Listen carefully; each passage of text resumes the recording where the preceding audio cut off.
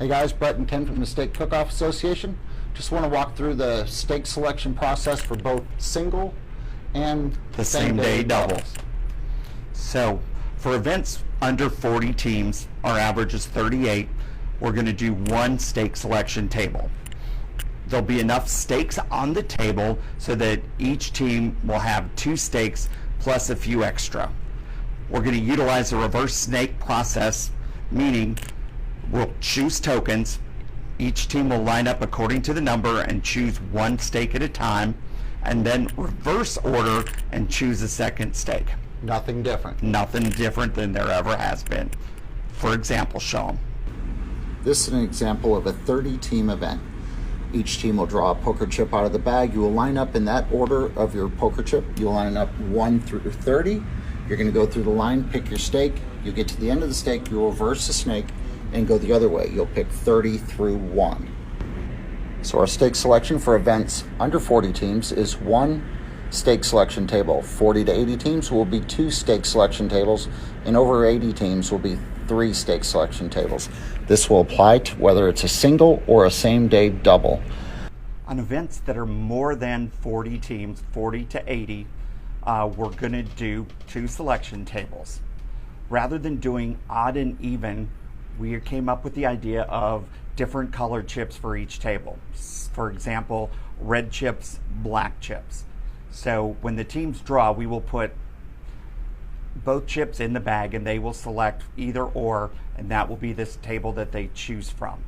The steaks will be evenly divided between the 2 tables, 2 steaks for every team plus a few extra. Each team will choose 1 steak at a time, and then they'll do the reverse snake process, and on the second pass, when you change order, you'll move to the other table. The chip you draw out will dictate which table you select from. We'll line you up 1 through 25 based on your color, and you'll go down the table picking 1 steak. When you get to the end, we're going to reverse the line, so go 25 through 1, and then you're going to swap tables. So if you came down table A, you will go to table B, and you'll select again your second steak. Opposite table, backwards direction. So everybody's going to pick 1 from A, 1 from B. Yes. All right. And the timeline for same day doubles, we're going to do 2 separate steak selections. They could be 1 hour apart depending on the event. They'll be listed in the timeline, but we'll do the cooks meeting like normal, and we'll come back later in the timeline and do the second steak selection, but then we will choose new numbers for the order of steak selection. So the first one's the cooks being steak selection. The second one, you just come back, pick a chip, and don't have to go through the rules. Perfect. New chip, line them up.